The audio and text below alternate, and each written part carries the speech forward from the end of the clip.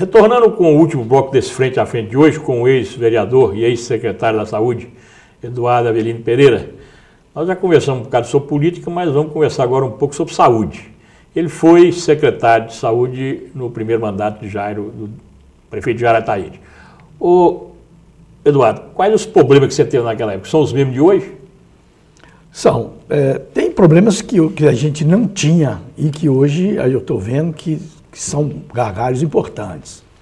Por exemplo, um problema que a gente não tinha era o financiamento tão difícil como é hoje. Nós não devíamos fornecedores, nós pagávamos em dia tanto os servidores quanto os hospitais, todos os compromissos da secretaria eram pagos em dia. Mas isso não é problema de gestão, não? A gente, inclusive, mantinha um certo recurso acautelado para fazer face às coisas emergenciais, de forma que nós não tínhamos esse problema que hoje a gente vê que a Secretaria de Saúde, há algum tempo atrás, ela estava quase naquele ditado popular, vendendo um jantar para comer no almoço, né? Estava usando o recurso do mês seguinte para pagar dívidas do mês anterior. Esse é o problema que a gente não tinha. Agora, Montes Claros é uma cidade que tem um serviço de saúde bom, tem hospitais bons, seriamente administrados, e eu acho que o que está faltando atualmente, ou faltou isso há pouco tempo atrás, foi uma autonomia maior dos secretários. Bons secretários foram nomeados. Deixa eu acrescentar uma pergunta aqui, porque aproveitou a oportunidade. Eu entrevistei aqui o ano passado o ex-vereador também, Rosenberg Medeiros. Ele, como médico, ele acha que Montes Claros está precisando de mais hospitais. E principalmente precisando de um grande hospital federal. O que você acha? Eu acho que todos Você acha que os que tem hoje resolvem a situação? Eu acho que os hospitais públicos não são uma boa ideia, né? Eles são muito mais caros.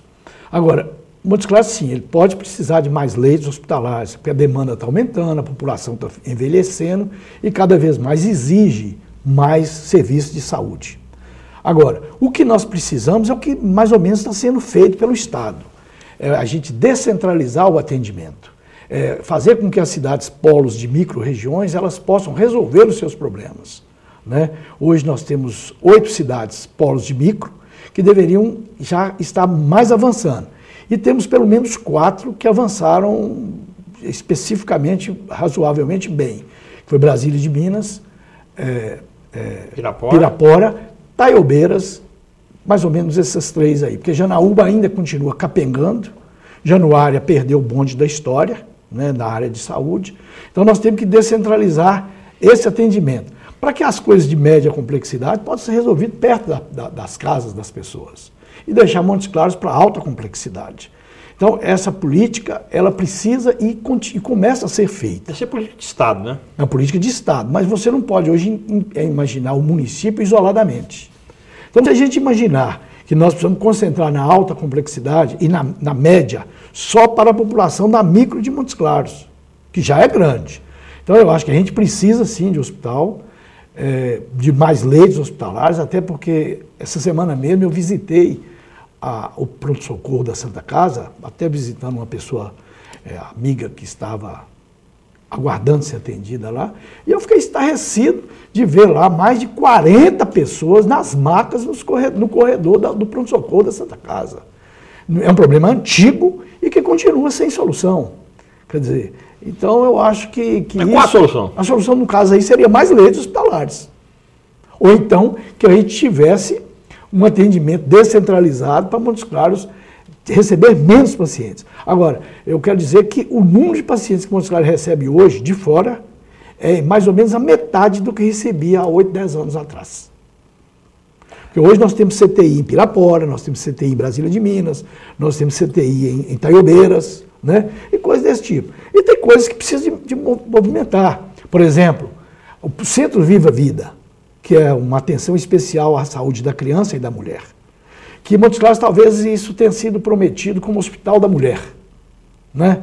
Talvez esse nome. O Centro Viva Vida é um programa garantido pelo governo do Estado com recursos. Pois bem, hoje nós temos um Centro Viva Vida funcionando em Janaúba, outro em Brasília de Minas, outro em Pirapora, outro em Januária, outro em Taiobeiras, funcionando. O Centro Viva Vida de Montes Claros não está funcionando. O antigo prédio da Secretaria de Saúde na Avenida Sidney Chaves, ele foi semi-demolido, tirado do telhado, e por sinal me dá até dó ver aquilo ali, a chuva, o sol, acabando com o resto que tem lá, porque tiraram completamente o telhado para reformar uma construção para fazer um centro Viva Vida, desalojando a secretaria, que de certa forma estava funcionando bem lá, para deslocar para um prédio alugado. Quando você era secretário, funcionava lá, né? Funcionava lá. Quem levou a secretaria para lá foi até o Arley Santiago, quando ele teve durante a secretaria, durante um ano. Mas nós funcionamos lá durante 7 anos, integralmente. Mas, Eduardo, entra prefeito e sai prefeito, e a maior queixa da população é a saúde. Isso significa que os prefeitos não estão fazendo ou porque a demanda é maior do que a procura? Eu acho que isso é mais uma conquista social, sabe, Jorge? Antigamente, pacientes eram desenganados. Falavam, fui no médico, o médico me desenganou. Hoje não tem isso.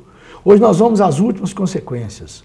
O SUS, por exemplo, se ele ainda é ruim, ele é fraco no atendimento do varejo, ele resolve muito a questão do atacado, do tratamento do câncer, da hemodiálise. Nós, por exemplo, enquanto secretário, tivemos uma oportunidade de alavancar o serviço de tratamento de quimioterapia, de radioterapia da Santa Casa, aquele verdadeiro banco, a prefeitura pagando a obra e a gente conseguindo os recursos, na época, em torno de 6 milhões de reais junto ao INCA, para montar o serviço de câncer. As hemodiálises, que hoje não tem nenhuma pessoa que é o renal crônico que necessite de hemodiálise, que não está fazendo, por quê? Não é negado a ninguém. Então hoje a integralidade da assistência está se transformando em realidade. Isso tem um custo alto. E o que é mais grave? Todo mundo, todas as pessoas têm esse direito, isso é um direito do cidadão. Então, na medida que a gente está agregando direitos, transporte sanitário, tratamento intensivo, CTIs neonatal, enfim, isso modificou muito. Quando eu formei em medicina há 37 anos atrás, de cada 1.000 crianças que nasciam vivas, 200 morriam no primeiro ano de vida. Hoje, no norte de Minas, já são 13 mortes em cada 1.000 nascidos vivos no primeiro ano de vida, que é a taxa de mortalidade infantil. Então é uma revolução. E essa revolução, ela está em andamento ainda. Por exemplo, você hoje pega uma rodovia terceirizada que tem um médico de plantão dentro de uma ambulância ou dentro de um helicóptero. Nós já tínhamos que estar deslocando pessoas, transportando de helicóptero, na urgência e da emergência. Porque nós estamos tendo jovens morrendo, pessoas jovens morrendo ainda por falta de uma assistência adequada, né? Inclusive, quando, na secretaria, nós chegamos a propor, fazer uma ideia que, por sinal, foi muito contestada na época, mas a gente verificando os dados epidemiológicos, a gente via que, principalmente, a população jovem morrendo muito de acidentes e das mortes violentas, de uma maneira geral. E a gente até propôs, que tem uma polêmica danada, que fechar alguns bares, ou fechar os bares abertos, por exemplo, a partir da meia-noite. Foi uma discussão que a gente colocou aqui. Porque na época nós escrevemos um artigo dizendo violência, uma doença social. E realmente é uma doença social. E que as pessoas ainda não acordaram para isso. Os nossos jovens continuam morrendo em acidente de trânsito, continuam indo para a droga, para o álcool, para outras drogas ilícitas, e a gente vê nos jornais todo dia, gente morrendo todo dia, assassinado e tal. E a sociedade cobrando muito a polícia militar, a polícia civil e tal, que eu acho que tem que cobrar. Mas e o que é que nós, cidadãos, estamos fazendo para isso? Você pega todo o país desenvolvido do mundo, não funciona boteco no meio da rua até da madrugada. Não vejo isso. Nenhum país desenvolvido do mundo. Quer dizer, e nós aqui insistimos de deixar as madrugadas, os bares abertos. O que acontece com isso? Os acidentes de trânsito aumentam demais. A violência contra a mulher, e eu acho que é importante a gente estar agora nessa quadra que nós estamos comemorando o Dia Internacional da Mulher, a violência contra a mulher é muito originária da pessoa do álcool. Uma mulher aceita que o marido possa chegar em casa até meia-noite, depois de ter bebido bastante, mas chegar às 3 horas da manhã, ele perde o emprego, ele tem acidente de trabalho, enfim, tem um conjunto de coisas. E o Brasil, quem tomou essa iniciativa, as cidades que tomaram essa iniciativa, houve uma redução, sim, importante desses eventos associados ao consumo de drogas, ao consumo de álcool, a diminuição não de mortalidade e assassinato, mas da violência em geral. Então, eu acho que isso é uma participação que a sociedade poderia dar. Era uma discussão, até porque cada vez mais a gente percebe que violência é uma doença, e é uma doença social grave no país hoje. Jovens estão morrendo todo dia, 17, 16, 18, acidentes graves estão acontecendo só nessa faixa etária, ceifando vidas de certa forma evitáveis. Não é não beber, não, é começar a beber mais cedo para ir embora mais cedo para casa. Eduardo, nosso tempo se esgotou. Uma pergunta final para você.